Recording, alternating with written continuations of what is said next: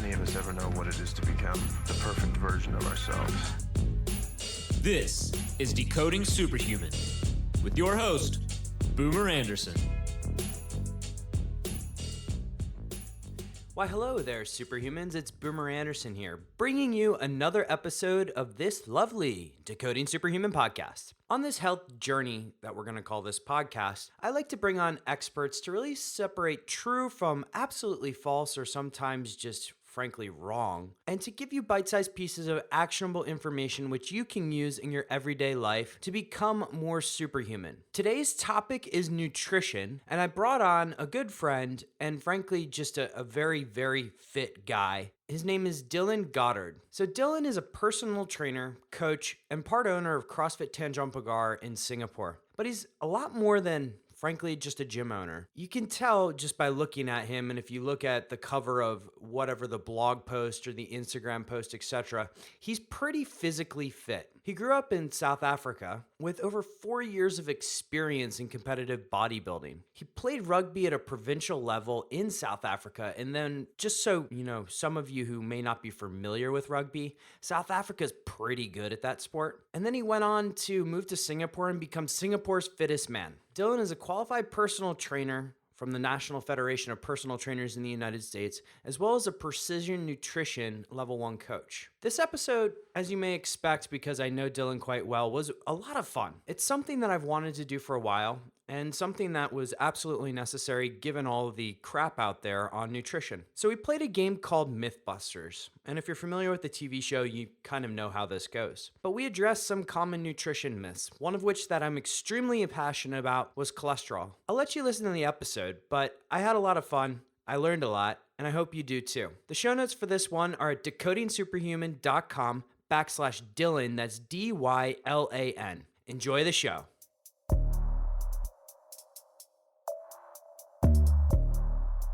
Superhumans, thank you for coming to the show once again. Today we're doing something a little bit different. We're trying something new today, and it's a show I'm going to call Mythbusters because that's frankly what it is. We're going to address today some common nutrition myths, and like always, I brought on an expert to really socialize ideas and really talk about the science behind why some common beliefs about nutrition may not be true. My guest today is Dylan Goddard, and we'll go through his intro, and I'm sure you already heard his intro in full separately, but you know, Dylan, welcome to the show. Awesome, Boomer. It's an absolute honor. You gave me the call a couple of weeks ago, and I've been excited since. Ready to knock some of those myths out of the park, man.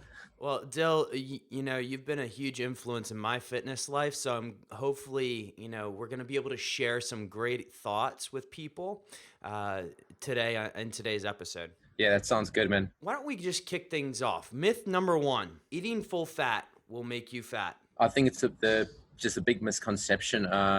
So the problem is, I think when people are eating loads of fats, loads of carbs, loads of protein, yes, you're definitely going to put on weight. It's science, right? The big deal with a fat molecule, if you're dealing with calories, you know, you're dealing with 9 calories on every gram of fat, and then protein and carbohydrates is only 4 calories.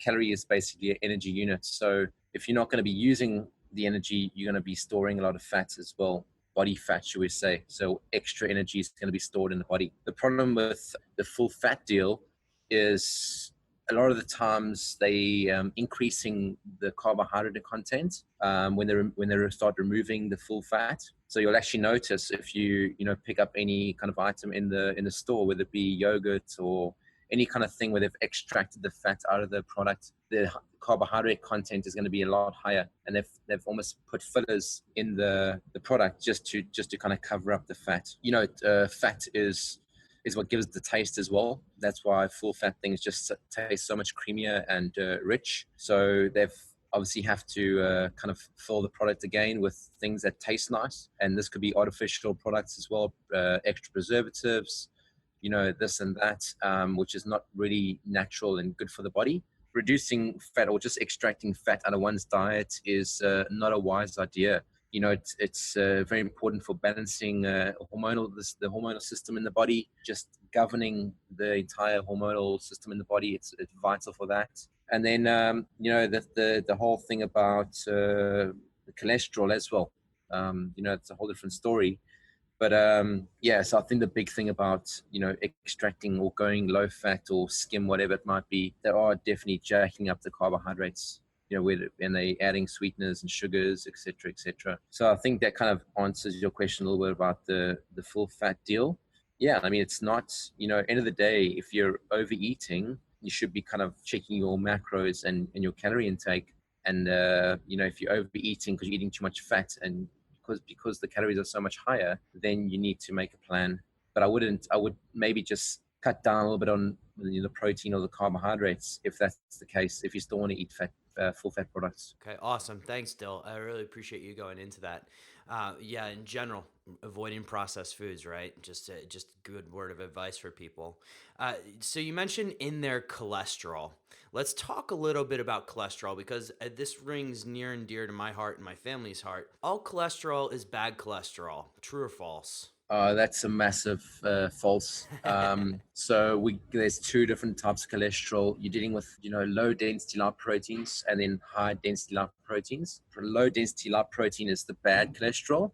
We're dealing with high density lipoprotein is actually good cholesterol, and your body does enjoy that kind of thing. So we're dealing with products like most of the oils are actually good for you. Eggs, the egg yellow, extracting the egg yellow out of a when you're having eggs and bacon in the morning, whatever it might be, is because it's bad cholesterol apparently, is absolutely false. So there is a big difference between cholesterol and cholesterol, if that makes sense. It makes perfect sense. And I think just on the LDL versus HDL point, just point people to something like the Framingham Heart Study, which was a multi-decade study on heart disease and what causes it. And frankly, what they showed is that low LDL can actually be a trigger as well. And then just for people who want to investigate this further, I'll link to a couple of articles in the show notes, which will be at decodingsuperhuman.com/Dylan. That's DYLAN. And there's a couple of other studies that I've participated in actually with the Quantified Self Institute that show, just cholesterol in general, you need to measure it multiple times over the day. And I think one of the things that I want to point people to is that you can get things like a lipoprotein A study or NMR test, which may be more useful than your traditional cholesterol test. But also, cholesterol is not bad for you. It's what your brain's made of predominantly, right? For sure. And it just comes back to the whole, the whole fat thing. Removing, let's say you have this gorgeous steak you've cooked up and then, taking all the fat off the side. I just don't think it's, if it's fitting in with your macros, I want to try and get, my fundamentals are trying to get as unprocessed food as possible. If you're kind of tricking your brain and thinking that you're cutting the fat of your lovely steak and then eating processed foods later, you've got things a bit mixed up. Eating whole food is primary. So, leave that fat on the steak, man. Bottom line. I bet that's where all the taste is, right? Exactly. You and I are both ribeye guys, not the beef tenderloin types. So next one, and I want to pick your brain on this one. Don't eat carbs after 5 p.m. True or false? I think it's a massive false again. Your body is working in a kind of a biorhythm, right? So it's 24-hour cycle. It doesn't really know when kind of like these calories should be coming in or those calories should be coming in. Obviously, if you're doing a high intensity training session, you can replenish your glycogen stores with a rich carbohydrate of sorts or simple carbohydrates. But the kind of things that I would vouch for in eating carbohydrates after 5 p.m.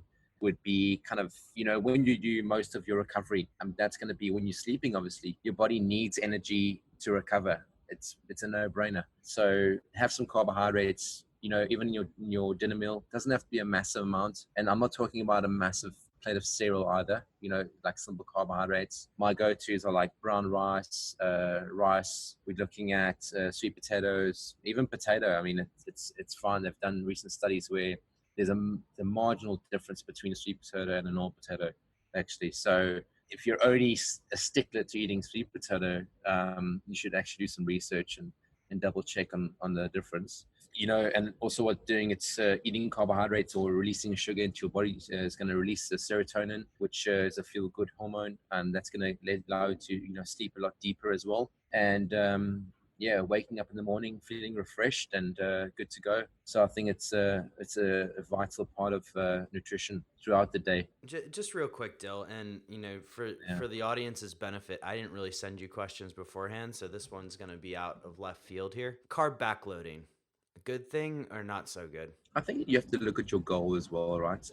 If you're wanting to lose body fat, I think it's a great idea. It has worked. I'm working with a couple of clients at the moment that are going on like a six day low carb and then like a 1 day refeed. That's worked pretty well with them. They've lost quite a considerable amount of body fat.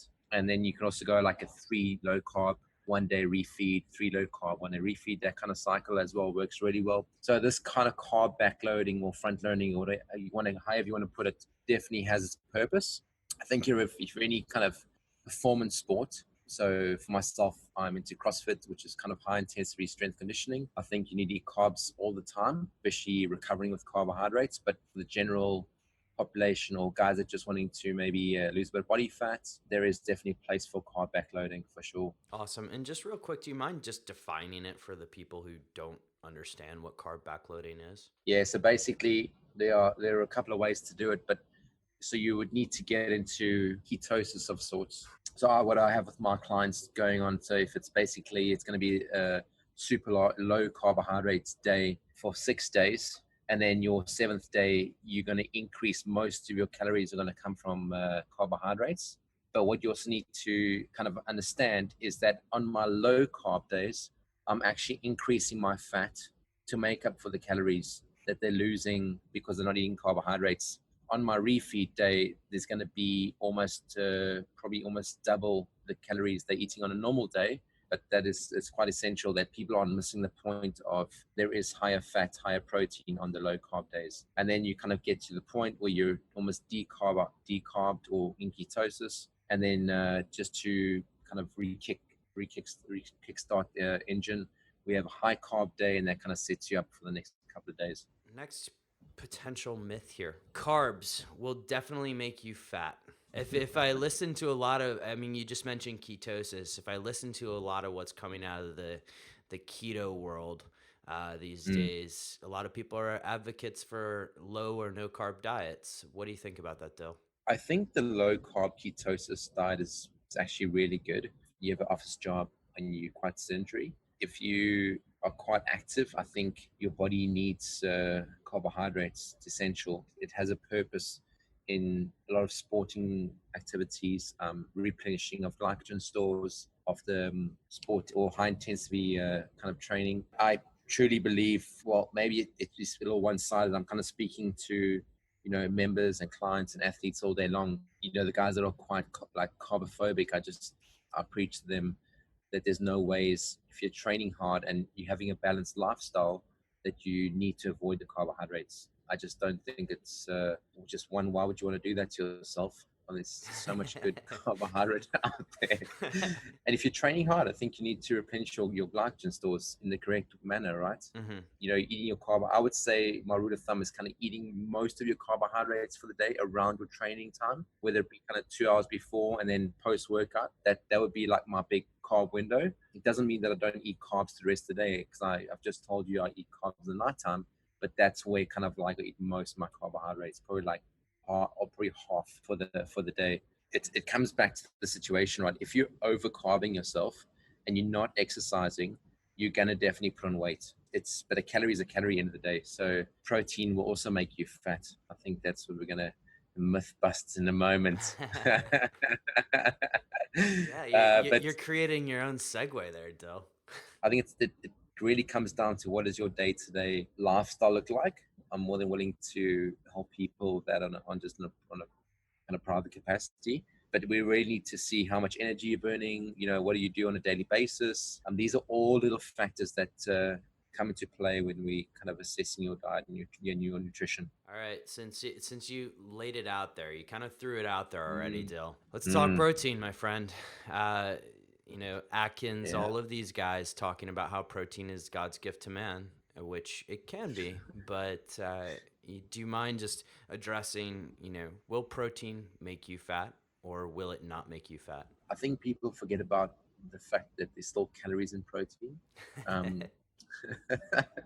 Novel. And Yeah, you mean that yeah, big steak with a lot of butter on it, and that ribeye we were alluding to earlier, that has calories in it? yeah, it's got a load of calories. Unfortunately, if you're eating a lot of red meat, it's going to be quite fatty as well, unless you're eating like a fillet or something. But coming off a lot of different training methodologies, and I've been doing this for kind of like 12 to 15 years already. I was a bodybuilder by nature for about 4 years, and I think I ate way too much protein, but and no carbohydrates, which obviously wasn't too healthy. But your body will process the calories almost in the same way, and I think you need to my mind, a lot of people in the gym are maybe eating too much protein. Not necessary. Yeah, protein is going to obviously help with recovery, but so is carbohydrates, right? So I think a carbohydrate, if you're doing a kind of more of high intensity workout, a carbohydrate is actually going to help better with recovery than a protein. You definitely need protein for sure, but you need to look at the balance of the protein and the carbs. Yeah, coming back to your question, and I mean, over consumption of protein is definitely going to make you put on weight. That's 100%. Yeah, no, it's not negotiable at all. All right. So, Dill, I know we have limited amount of time together today, but there's 3 questions I ask everyone, and since I'm going to have you back on the show at some point to bust some training myths, because that's another topic for another day. But there's 3 questions, and since it's your first time on the show, I have to ask these of you. What's your top tool or technology that you're using to make yourself more superhuman? At the moment, I would say I've been using for the last kind of 6 months is one of these wake up lights. Is this like a Philips Daylight or something like that? Yeah, exactly. Awesome. Tell me more about that, because I haven't purchased mine yet, but I would love to hear more about it. Yeah, it's absolutely next level. So basically, the whole theory is that you're waking up to a more natural kind of stimulation. I know a lot of guys, when that 5 a.m. alarm clock goes off and it's some crazy like bell going off or something, and everyone is just jumping out of bed, and you're probably kind of halfway through your cycle of sleep. The rapid eye movement's going crazy, and then you have to like right away just jump out of bed. So they've kind of designed these lights that almost slowly, kind of gradually get light. It starts really dark, and within about, you can actually set how long you want it to get light for.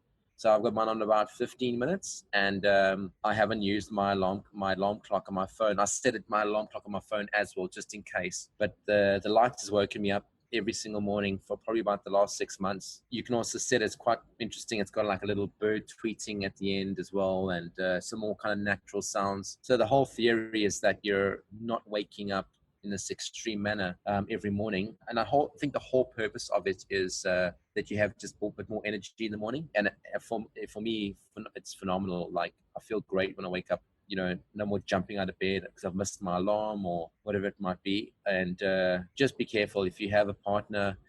It really is bright, so they might wake up together with you. But it's a great little add-on, man. And I think for the moment, that's really, that's really kind of saving me, man. Yeah, it's interesting to look at some of the science behind that, because like you have photoreceptors in your skin, which they all adhere, or they all kind of receive light. But also, you're an early riser, right? So Yeah. this still helps. What time do you get up in the morning? So I would say most mornings are probably about 4:30, 4:45 every morning. And this still helps you get out of bed and feel really Yeah. energized every day. That's pretty I feel awesome. great, man. That's awesome. Yeah, I think, obviously I'm going to try and get to bed, at least try and get 7.5 to 8 hours of sleep. With a newborn baby, it's interesting, but we're trying our best. But yeah, I mean, without doubt, the light has really helped me loads. So it's basically lights on, get out of bed, straight on, get some good coffee, and I'm taking the bulletproof coffee at the moment.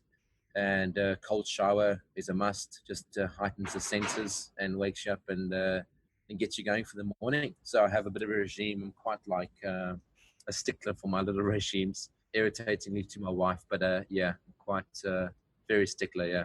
You know my girlfriend, and I have very similar regimens first thing in the morning. But final 2 questions. Top piece of advice for people looking to increase cognition or their memory? Yeah, so I think a lot of the times when people are hearing things or kind of hearing something and almost responding to it in that relationship, they not really thinking about it too much. They're just responding automatically. And sometimes it's not the best response. So my kind of go-to would be, I manage a group of kind of 8 to 10 coaches now, and I have to deal with some management situations at times. Would be kind of like, hearing what everyone's saying and then kind of going away, thinking about it for a day or two.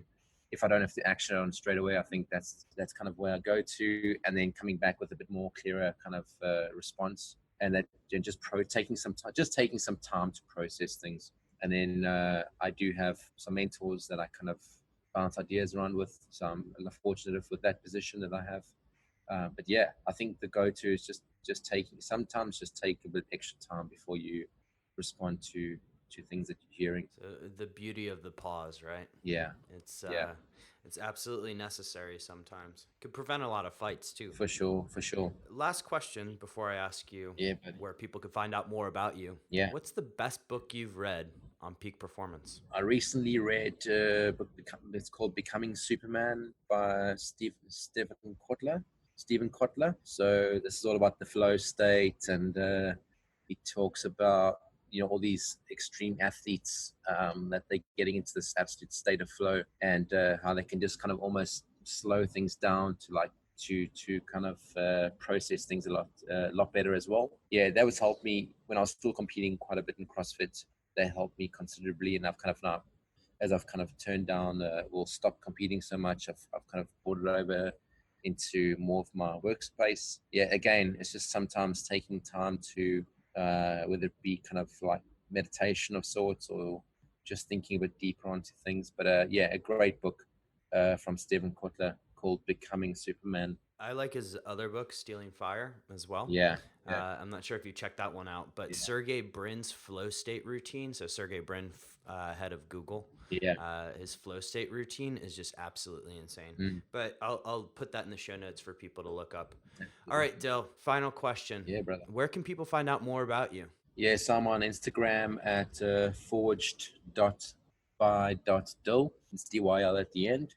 You can check out my box as well. It's CrossFit Tanjong Pagar in Singapore, and or you can hit me up on Facebook. It's going to be just Dill J Goddard, and that's about it. Yeah, quite active on Instagram, and having a great time, man. Well, Dill, thank you so much for joining us on the show today, and I owe you a personal thank you, because if I list out my top 10 sort of fitness influencers, you're one of them. So thank you so much for everything you've taught me. Thanks, brother. And for motivating me to continue kicking my own ass in the gym. And I miss you guys in Singapore, so I can't wait to reunite soon. Awesome, Boomer. It's been an absolute pleasure, mate. We'll chat real soon, yeah? Absolutely. Okay. Take care, my friend. Thanks, dude. Cheers. Hey now, Superhumans. Thank you once again for listening to another episode of this podcast. Before you go, a couple of favors to ask, because I really value your feedback. One, can you go over to iTunes, Stitcher, SoundCloud, wherever you listen to this lovely podcast, and give us a 5-star rating? It really helps get others in the know. Two, can you share it with some friends? I would love to have more listeners for this podcast. I would love to have all of your friends listen. I would love to hear from them, which brings me to number 3. If you have any comments, concerns, questions, or just topics you want covered, can you leave a message at podcast@decodingsuperhuman.com. And by leave a message, it's not really like a voicemail message. It's more like an email. Tell you what, Superhumans, that's it from me. Have an epic day.